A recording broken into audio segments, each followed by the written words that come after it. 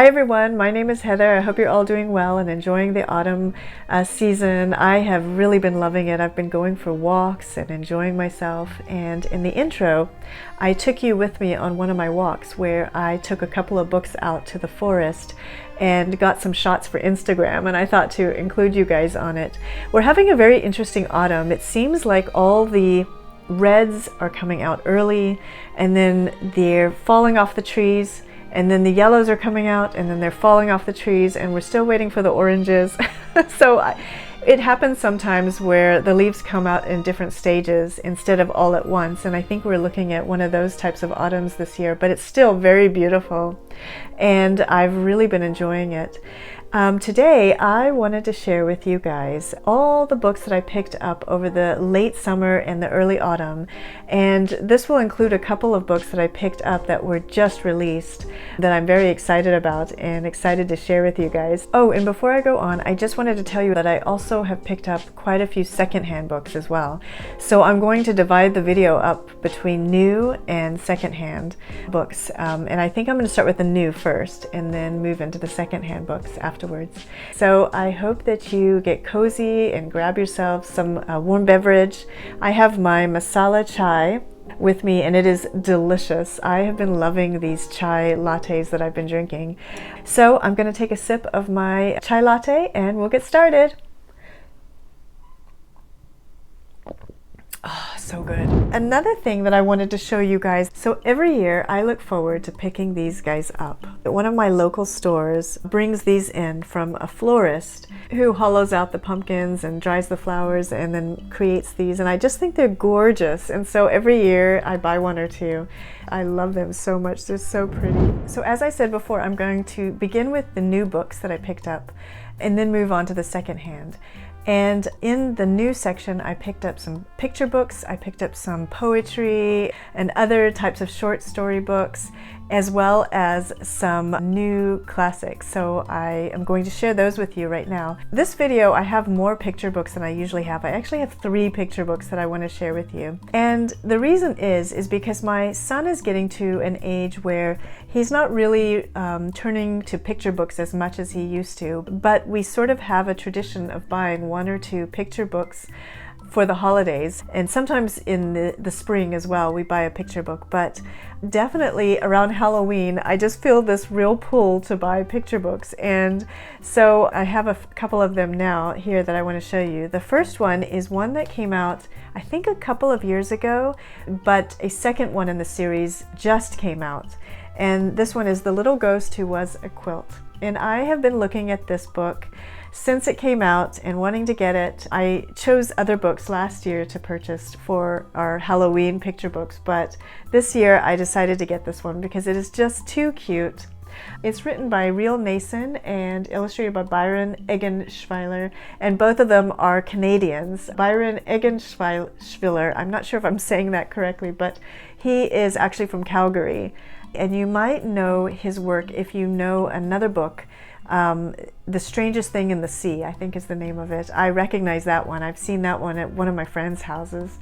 I love his work and I just love this book. It is precious. First of all, you have the quilt in papers, and then it is just very Halloweenish. It's adorable. It's about a ghost who is a quilt. All the other ghosts are sheets, and he's feeling different and just feeling kind of out of the crowd. You know, everyone else is sort of like, you're a quilt. And he finds his special place in the world, or his special use in the world, and it's just really wonderful. It's a very heartwarming, endearing picture book. And then they have a new one coming out, The Ghost That Was a Quilt Winter Surprise, I think is the name of it. But that one looks to be a Christmas book. I was looking through it and it looks very charming as well. The next picture book I want to share with you is Hector Fox and the Giant Quest. This is by Astrid Shekels, who lives in Western Massachusetts, and it's published by a Maine publisher, Island Press. And I just think this is adorable. There are a few of them in the series now, and it centers on a group of forest animals who are reading fairy tales, and then they want to create their own fairy tale. And the illustrations are just amazing. So Astrid Shekels wrote and illustrated it.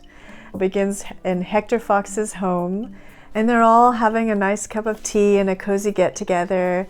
And then they decide to go on an adventure when they're done reading the fairy tale. And what's really nice is when they're done with this adventure, at the very end, there's a prelude to the next book, and it has a mystery, kind of a Sherlock Holmes sort of looking book on it. And then I looked ahead, and the next one, which I believe is The Raven's Revenge, is actually, they're reading a mystery. And it just looks like such a wonderful series to have. There on the cover it says fairy tales on the book there. But I am just loving these illustrations and loving the vibe of this book. And the final new picture book that I picked up is one that I have been so excited about and couldn't wait to get a hold of. And that is Stephen King's reimagining of Hansel and Gretel. Stephen King used the artwork of Maurice Sendak, the artwork that he created for Engelbert Humperdinck's opera of Hansel and Gretel, and he took the images and he allowed the images to sort of guide him in creating the story. And he says in the introduction there were two illustrations in particular that he used to develop the story, and I'm just going to show you one of them and I'll let you discover the other one on your own. But one of them was this gingerbread house that is just amazing. All the illustrations in this book are just gorgeous, and I picked this one because I thought it sort of had a real autumnal feel to it. Oh, and let me show you under the dust jacket too. Isn't that amazing? I love this book so much. And here's the end papers as well. One of the other things that Stephen King mentioned in his introduction is that his three children were basically raised on Maurice Sendak's illustrations and stories. One of the favorites in our house is, of course, Where the Wild Things Are. But when I was a little girl, I used to read Chicken Soup with Rice, and that's another one that was really instrumental in his life. And so he said he had this wonderful sort of relationship with the illustrations of Maurice Sendak. And yeah, I am just so happy to have picked this one up. I love it. So I picked up a couple of books that are poetry, sort of quote related, and I wanted to share them with you. And the first one is Words with Wings and Magic Things by Matthew Burgess and pictures by Doug Salati. Oh my gosh, guys, I am so in love with this book. It is just beautiful. It has poetry that's sort of in the vein of Shel Silverstein, where it's very funny, quirky little poems that kids really love. And my son is getting to an age now where he's beginning to enjoy that type of poetry and wanting to read it. Just a wonderful book that I found at Barnes & Noble's one day when we were on our way back from Boston. And I have just been wanting to show you guys this book so much. It recently came out. The illustrations are gorgeous. So this one is the welcome section. So you go through this sort of die-cut hole into another section, and each one of them has a full page, gorgeous spread. This is a particularly wonderful poem about a dragon piñata that comes alive. Here's another section, and it has a little die cut showing you a hint of what's on the other page.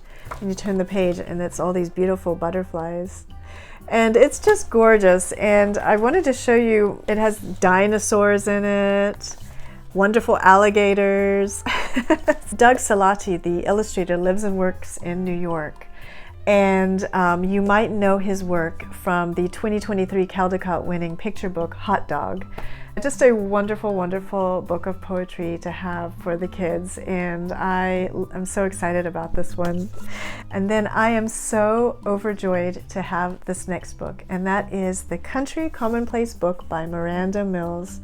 It is so beautiful, guys. If you don't know who Miranda Mills is, she is a wonderful YouTuber who discusses books, and she's out of the UK, and she often pairs up with her mom, and they do book clubs and just chat about books, and they do vlogs where they go around the UK visiting authors' homes and such.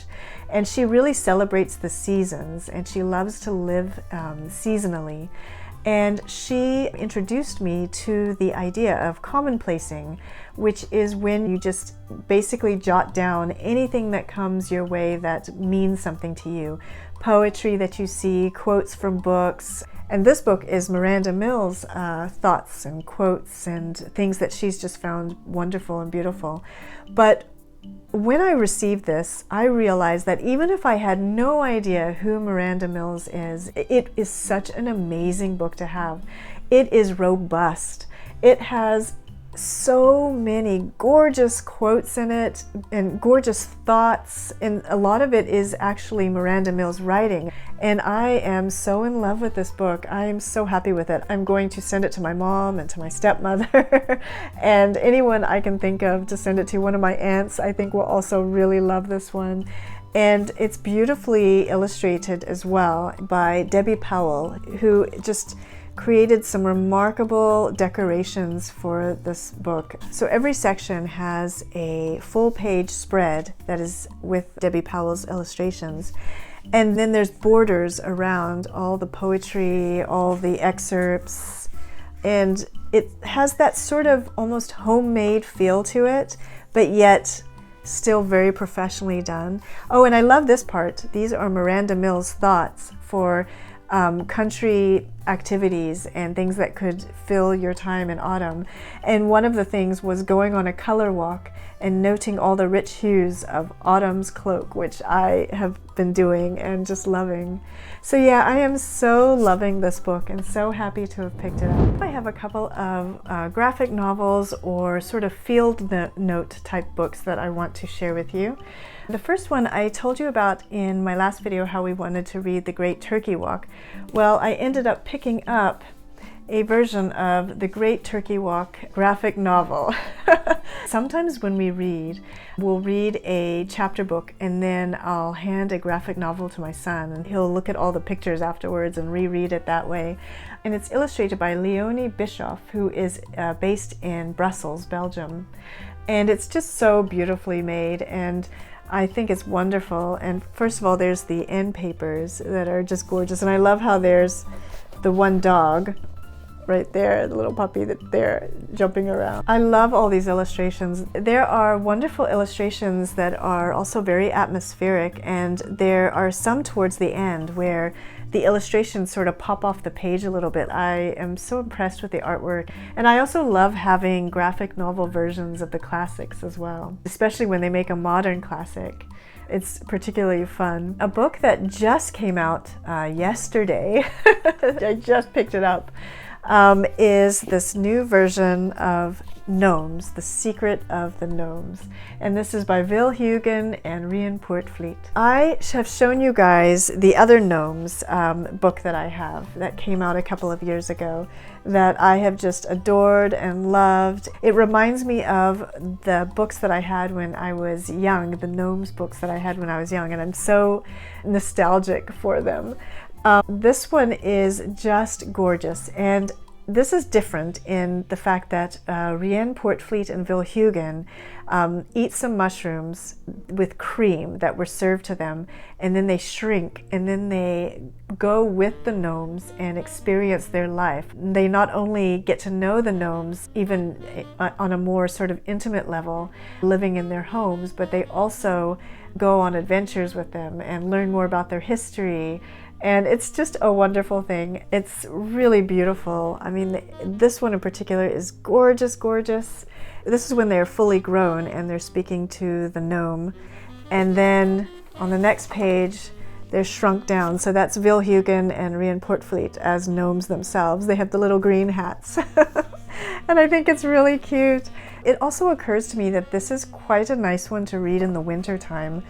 It begins in December, I believe December 19th, but it just, so many of the scenes that occur are set in the winter time, and I really love it. And once again, I should warn you, it does have a little bit of gnome nudity. One of the things that I thought was really interesting is how they maintain that Little Red Riding Hood was actually a gnome.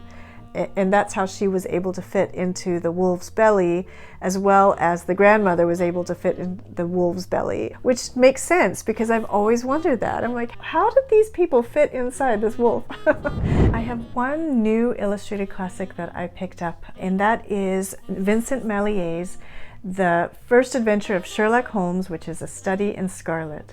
And I love these books. I've shown you guys his version of Maurice Leblanc's Arsène Lupin in the past. This, by the way, I forgot to include in my last video. This is another one that I'm hoping to get to this autumn. There's another one that just came out, and it's Robert Louis Stevenson's Dr. Jekyll and Mr. Hyde that just came out, I think, in September. And I was thinking about getting that one, but I didn't think I would be able to read it this year, so I decided to wait until next year and to get it. But I hope that they do a few. I think they're calling it the Vincent Mallier Mystery series or mystery line or something like that. And so far there are 3. And it's just wonderful. And let me show you some of these illustrations. And there's the end papers with Sherlock Holmes all over it. I am especially excited to have a study in Scarlet because it has parts that are set in Utah. And we went to Utah this summer. It's just so beautiful. I just had to get this version.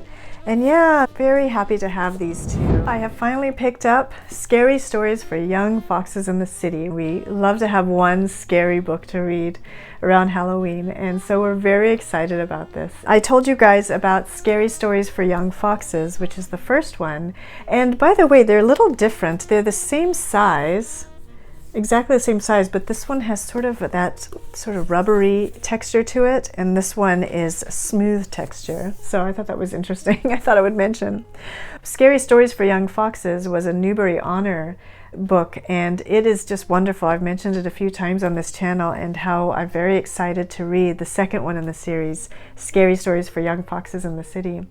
It's illustrated beautifully by Junyi Wu, and I'm picking out some of the less scary illustrations to show you guys, and ones that won't really give anything away in the beginning. They're really neat.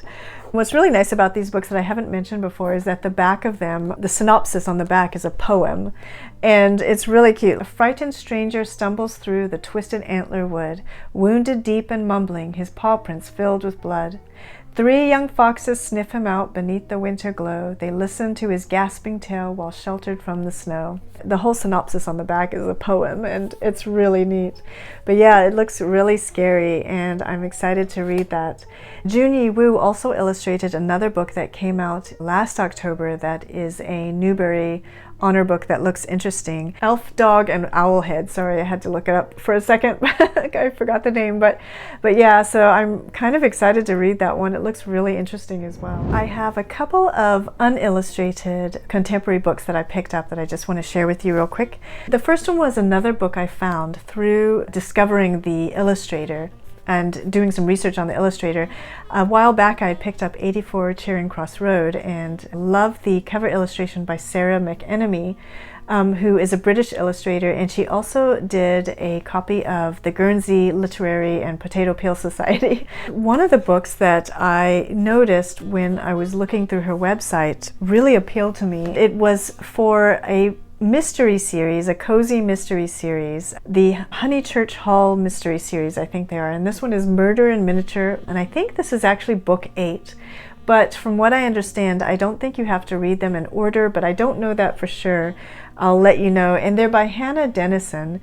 I am excited to read this series. I don't know if I'll start it this year or next year, but it looks really good, and I'd really love to find out more about it. And I just love that cover there. I might still begin with this series at the beginning. I haven't made up my mind yet, and might get hold of number 1 and read that one just to have the first book and see if it actually matters if I read them out of order. If anyone knows, if anyone's read this series, do let me know. Murder in Miniature at Honeychurch Hall. And finally, the last book that I picked up that I'm very excited to read, I've heard so much buzz about this book, is The Correspondent by Virginia Evans.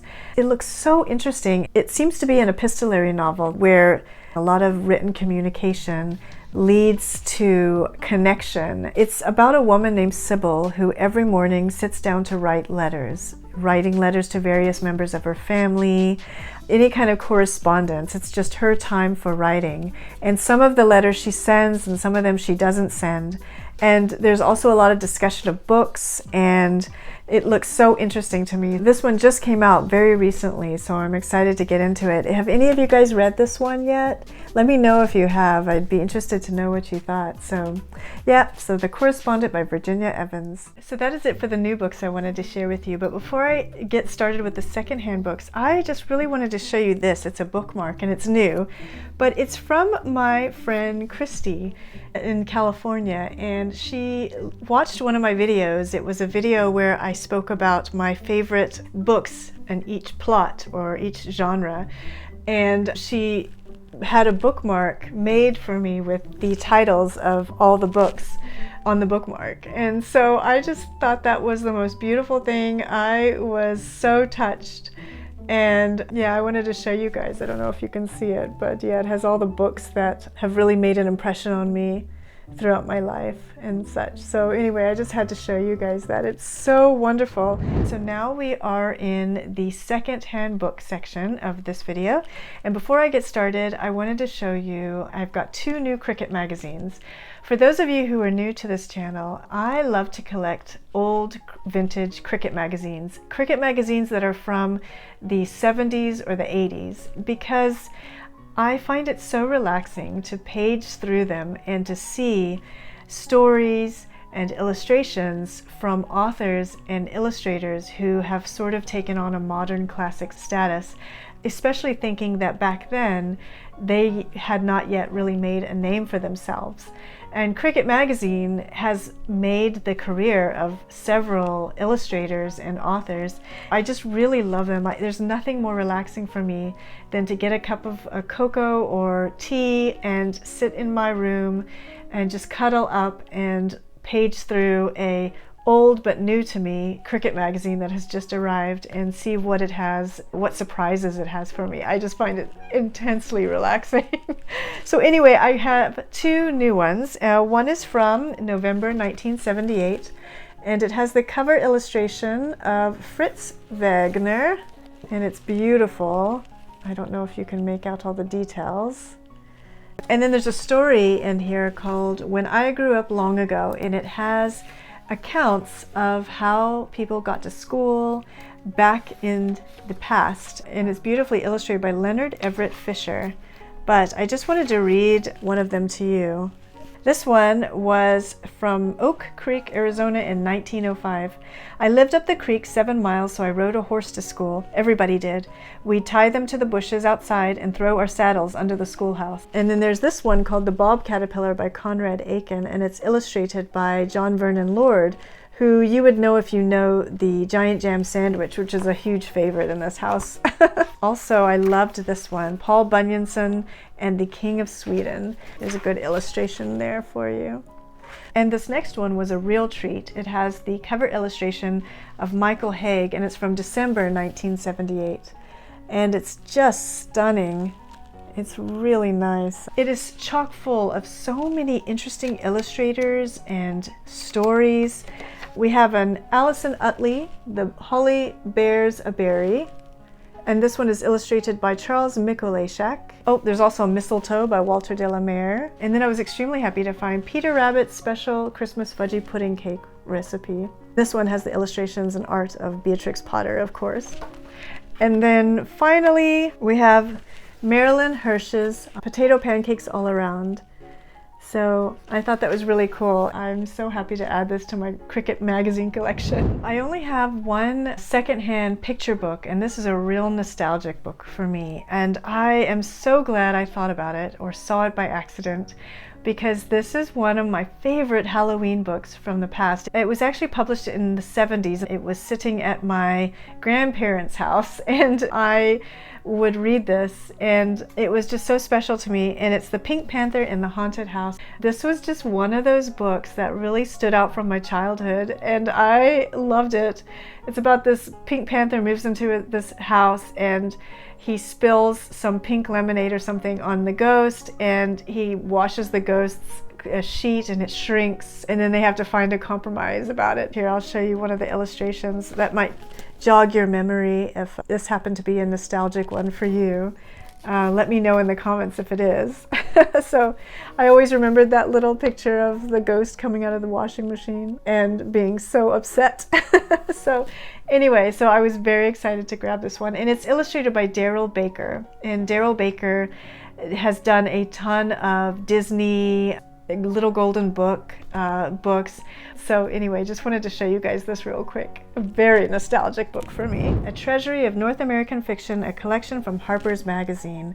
It has so many great stories. It's illustrated by various illustrators, and it has the stories of Edith Wharton, Henry James, Mark Twain, Dorothy Canfield Fisher. It's just full of wonderful stories from several American authors of note. And I was very happy to find this. I'll take the dust jacket off, and then that way I can just hold it up like this. Hopefully it doesn't glare as much. This is a Henry James short story called Louisa Pallant. I don't know if I'm saying that right. I haven't heard of that one before. Pallant, but anyway, so that's one of the illustrations for that. And then another one that I marked is from an Edith Wharton short story called The Reckoning. And that's that one. And then another illustration that I thought was really neat that I wanted to show you guys is from Edith Wharton's The Moving Finger. Oh, and it also has some stories by Stephen Crane as well, I forgot to mention. And then this one I just found in a book box for free. And the cover is a little beat up, but not too bad, especially if I cover it with plastic. I think it'll be really nice going forward. But it's the Still Meadow Sampler from Gladys Tabor, and illustrations by Edward Shenton. Gladys Tabor is an author that I've been hearing about more and more on BookTube. Edward Shenton is from Pennsylvania, and I looked him up, and he has illustrated a version of Tender is the Night, which I just finished and really liked a lot. That's by F. Scott Fitzgerald, sorry. And he's also illustrated The Yearling and The Green Hills of Africa by Ernest Hemingway, as well as some of the Ralph Moody books like Little Breeches and such. I wanted to read a small section of her work from the autumn section that really spoke to me. We keep the house filled with bouquets now, anticipating the frost, and when the leaves begin to turn, Jill brings in branches of rosy red leaves for the stone jug by the hearth. The swamp maples turn first, and their color is incredible. They really burn with color. So anyway, I just wanted to read a little bit of it to you. I have quite a stack of illustrated classics that I want to share with you. But the first one that I want to share with you is this beautiful version of White Fang that Dia from Novel Idea sent me back in April. I was going to hold it aside for you because it had a very autumn feel. I took the cover off because it's quite vicious. This is the cover for it. And anyway, I just love it on its own. The book, the spine and everything, it looks so handsome and beautiful on the shelf, just like this. And it's gorgeous. It has the illustrations of Ed Young, who grew up in China and illustrated a book called Lon Popo, and that was one that won the Caldecott Medal. And he now lives in New York, upstate New York. Oh yes, and speaking of Jack London, I just want to tell you, I forgot to tell you, there's also Jack London stories in this book. Let me show you some of these beautiful illustrations. I just love this one. If you know the writing of Jack London, you'd understand how well these illustrations suit the writing style, and it's just wonderful. So yeah, thank you, Dia, so much. I was so happy to receive this. It was such a lovely, lovely gift, and I love it. So the next one I found was another Wind in the Willows. Just when I thought I had all the Wind in the Willows, I found another one that I had not yet had on my website, and that is by John Worsley. And I just love this version. John Worsley was not just an illustrator. He was a producer and creator of some TV shows. He did a version of A Christmas Carol, The Wind in the Willows, as well as another one. What was it? Oh, Treasure Island. Yes, and I really love his illustrations in here. He also has a version of A Christmas Carol that looks really beautiful as well. Let me show you. These illustrations are just gorgeous. There's Mole. And I love that in the top corner there's a decoration of some sort of bird or botanical of some sort on the bottom half as well, which I love. And there's Mole right there going through the wildwood. Here they are at Badger's house. his version of Toad. It's just a beautiful version. It has sort of a very old vintagey feel. And this one has the Pipers at the Gates of Dawn, but it doesn't have Wayfarers All. Those are the two chapters that sometimes get left out of Wind in the Willows. So it has one of the two. So yeah, but I was very excited to find this version. I love it. Earlier this summer, we had for our 1950s read Tom's Midnight Garden, and I picked up this version because I love the cover art by Levi Pinfold. Levi Pinfold you might know if you have read The Last Bear. I love his illustrations, and I've always thought that he would make a great illustrator for the Never-Ending Story. This is a really wonderful version too. I love Under the Dust Jacket. Hey guys, so I sort of have to re-record this part of the video, so if there's something that isn't lining up, that's why.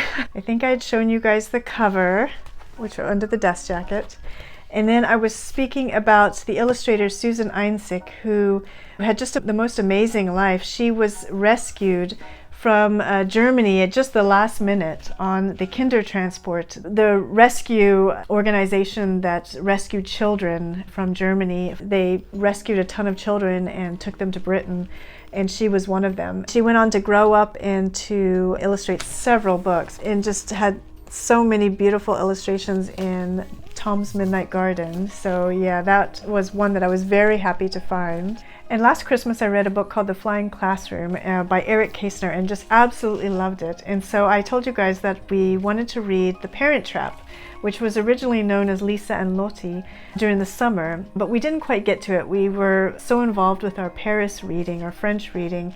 I did pick it up anyway, and I'm so excited when we do get to it. This one is illustrated by Walter Trier, who also is another illustrator who came out of Germany during turbulent times.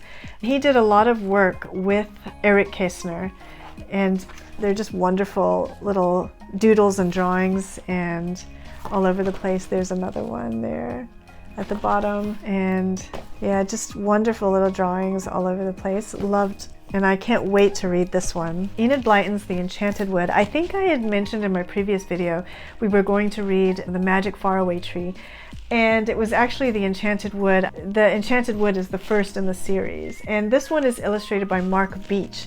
When I was in the UK a few years ago, I picked up The Adventures of the Wishing Chair by Enid Blyton with Mark Beach's illustrations, and read this to my son, and we loved it. I've been meaning to pick up another Enid Blyton for quite a while because I was completely enchanted by Enid Blyton when I was a little girl. I just found the stories so magical. I do think this has a little bit of an autumnal feel only from looking at the illustration, like Under the Dust Jacket.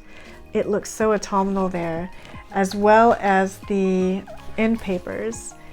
And then also later on, there is mention of Santa Claus. So very excited to read that. We're going to read this next. We're currently reading When Hitler Stole Pink Rabbit, and then we're going to begin with The Enchanted Wood after that. And I think that might be the final book on our current read aloud. We did already read O. Henry's The Ransom of Red Chief, which was so funny, so funny.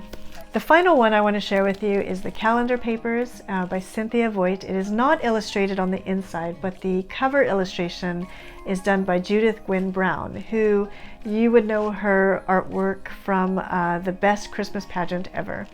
I'm very interested to read this. I found this at a local shop, and I left it a couple of times, and I kept thinking about it, and it was still there when I would go back, and I finally decided to pick it up. Well, that is it. I hope you have enjoyed these books, and let me know in the comments if any of them particularly stuck out to you as being interesting. I'd love to know what interested you. Also, I just want to say before I go, thank you so much to everyone for the likes and the comments that you left me on my last video. I really appreciate it so much. I also want to say welcome to all my new subscribers. I am so happy that you're here. I will be back soon with another video. Until then, I hope that you take care and enjoy the rest of your October, and I'll chat with you soon. Bye.